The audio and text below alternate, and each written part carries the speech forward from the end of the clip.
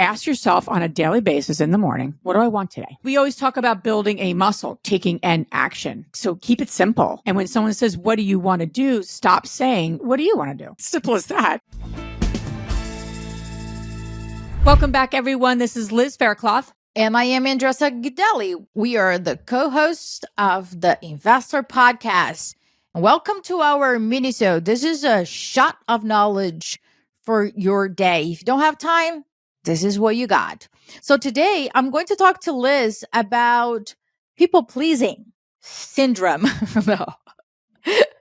We're going to talk about how Liz transitioned from being a people-pleaser to a more aware and self-full individual, and how that affected her business, her personal life, and how this might be affecting your business and you actually don't know about it. So Liz, let's get started by understanding. Tell us a little bit, how did you find out, or you came to being aware that you were a people pleaser? Oh, how much time do we have? Oh, God. No, I think it's been a journey of discovery, because I've done a lot of work on myself, like you have, Andressa, and it's something that really came very evident to me. The Landmark Forum was the first time, quite honestly, that we talked about our strong suits, but our strong suits overused becomes our Achilles heel. And so that's really when I did a lot of work and realizing about myself of like, as a kid, there was moments that I walked around and like asked people if they liked me. I was so attached to pleasing other people, my parents, my friends, the world. So after that awareness in my early 20s, I was like, whoa, and I'm an extrovert. So that added another element to that. It became super, super relevant in my life that this was something that was quite honestly controlling my life for many years. Okay, but I am an investor listening to this, and I am not sure if I am a people pleaser or if I am not. If you're listening, you're like, I don't give a shit about people thoughts. So you're crossed that you're not. Yeah. But how about those that are unsure? How do they know? I think there's two very distinct personality traits that become super clear when you're a people pleaser. And they come back to a lot of the personality assessments. One is whether someone's more accommodating versus more like controlling. If you're an accommodating person, you're agreeable, you're cooperative, you've been told a lot of your life that you're a really nice person, you're probably a people pleaser because you're not dealing with enough conflict and you're not speaking your truth enough. I'm making a loaded statement there, but that's probably the case. But people that are listening and they just heard what you said, right? People that are collaborative, they are nice, they don't shake the boat. Why wouldn't that be like, those are great qualities to have. So why the hell is that a problem? They are great qualities. They also cost you your growth. They can cost you your time. They can cost you your peace of mind when you're too much of those things at the detriment of yourself. So that's what came up for me. Meaning, I'll give you an example. When I was, like I said, when I started on this journey, and it's a journey, right? I have moments. I'm not this completely non-people oriented person. I think that is something still with me. But I think when the pendulum swings so much that you feel so depleted and so not even sure of what you actually want. And I remember you asking me, Andressa, and I forget if it was an outfit or what do you want to wear? What do you want to do? And I was like, what do you want to do? And I think, and you're like, I'm asking you what you want. And I think that along with the journey that I've been on and multiple other things is really like, what do I really want? And so, listen, we can keep being nice. We can keep accommodating. We can keep not rocking the boat. But honestly, it's all at a detriment to ourselves and our own, what we want, what we think is kind of the next phase for us. It's the person that's the person that's getting the short end of the stick is you. It's no one else, because everyone else likes to be accommodated to. It's ourselves that are actually the the person that's being impacted enough. And it starts to become overwhelming. And I know for me, I just get more foggy and I just want to withdraw. That's like when I'm like at my worst. I wanted to get like into your people pleasing brain and fully understand. Do you think that people don't say what they want because they don't know what they want, or they know but they don't want to upset the other person, and that's why they are always accommodating? I mean, if we're going to talk about, especially for women, this is a gender identity, conversation, to be honest with you, because I think from a gender perspective, you just take females. We've been taught from society, our families, who are the caretakers, right? Who are the ones serving other people, right? This is not just Liz Faircloth. This is like literally passed along in generations. To answer your question though, like what are the conversations? I think often because it's been passed along literally from like a generational and a societal level, which is a very, very deeply ingrained, right? This is not just like Liz Faircloth. I believe that I think a lot of women don't even know what they want. And the women that do know what they want are not in a place to say, okay, how do I enroll other people? And how do I communicate those needs? And I think it's cumulative. So you could be listening to this and you're in your 30s or your 40s or your 50s, and there's a lot of things that you want to speak up about that you never have. For me, there was areas, just to give you another example, there was areas that I spoke up about. So it wasn't like I never spoke up or tried new things or took risks. That along with the people pleasing was another side of me. For me, though, it was more about when the people pleasing took over and I forgot what Liz really wanted. What does Liz really need? And that was It's like you didn't check with yourself. Correct. You didn't even like, let me take a minute here and really check with myself. So for the women that are listening, if they're like, wait a minute, let me think about a time. It could be simple things like ice cream shop, like pizza, right? Let's use pizza as an example, right? Because many Americans order pizza in very often. Not judging you, no judgment. Yeah, no, I didn't hear any judgment in that. I order totally. pizza too, right? But then my child has a specific taste of it. So how many of you really think, wait a minute, let me ask myself if I want to eat plain pizza again, or if I want that arugula with pistachio with drizzle of a balsamic on top of it. Right? It comes down to the muscle of checking with ourselves what we want. But Liz, the women that are listening right now say, I actually don't know. I don't know what I want. Where did they start? What did they go from there? Like, what did they do? What is the next step when they know that they don't know? I think that here, and that's a big question, right? Because you could say, I don't know what I want to do in 5 years. I don't know really what my passions are. Like, these are big questions that it's not like, hey, I'm just going to get this figured out in a minute. So I would start really small and saying, what is an area in your life that you're having some frustrations? Is it a person? Is it a thing? Is it a situation? Something in your world, something in your life, like literally right today, is frustrating you. It could be anything. Then I would ask the question, what do you want in that situation? What do you want that situation to look like? And so you start to using the muscle of like, what do I want something to look like? What do I want in this situation? I know for me, if I get really busy and overwhelmed, I sometimes don't exercise enough. So I ask myself, like, what do I need today if I have a very packed day, especially for podcasting? I usually I love taking Belly for a walk at noon right after our podcast because I know I need sunshine after I've been talking and engaging with people, even though I like that and I do well there. So I think it's something really small. Now I'm not frustrated about that, but that's just a situation in my world. So take a frustration, take, something that's coming up for you in your life, whether it's a person or a disconnect with a person or a disconnect in your business or something that's relevant, and ask yourself, what do I want in this situation? You're just using the muscle of what do I want and what do I need? Self-care is probably the easiest place to go, and that's the simplest. But I would even start with something that's not working in your life, because that's Might as well, because that's brings our energy down often. Let's say that you are conscious about your needs and now you're expressing this to the people around you who for years and years looked at you as easygoing, that it's always saying, yes, let's do it. Let's make it work. Let's find a way.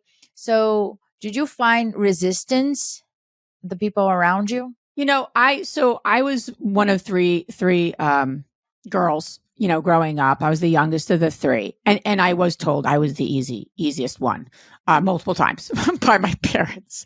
And I had multiple situations of that. So that also fed me, right? As a positive encouragement. So I just wanted to keep being easy. I wanted to keep being accommodating.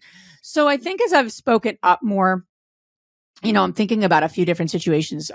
One being just like getting together as a family, and dates. And I usually am like, okay, I can do that date. I'm not the difficult one. But I've been speaking up more like that's not going to work for us, even just from like a boundary perspective. I love my family. I love getting together with my family. So it's not so much I didn't want to get together, but in terms of like dates and times, like what's going to work for my family? What's going to work for me? And then inserting that into the larger family. That's new for me. I haven't gotten resistance. My sister, Chris, who's like super boundary oriented, like she's like my boundary, mentor, really. We all need a boundary mentor. And she'll see me communicating in a certain way.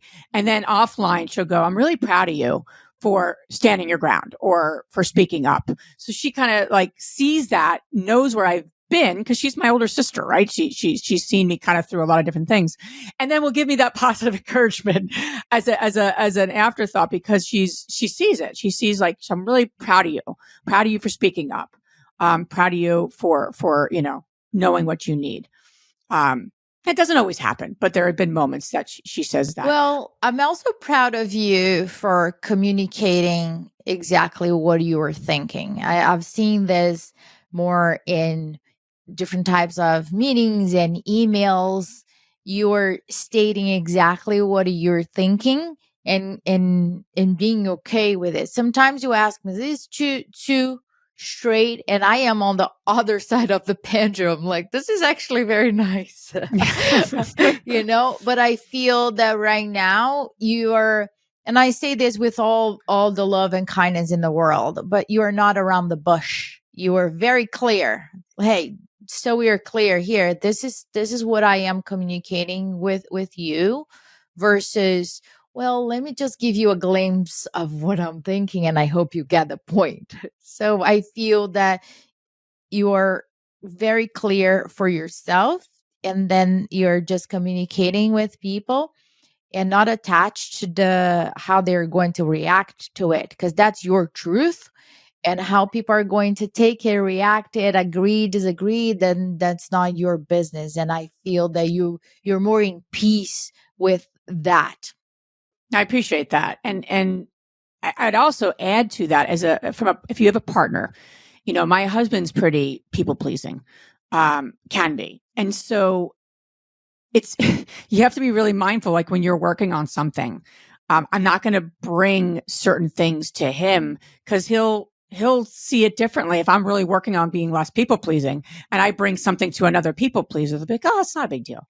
It's not a big deal. We could do this. And then the boundary part. So it's something to be aware of, what type of person your partner is, especially if you're in a relationship, and also know who you can go to, who you can run something by.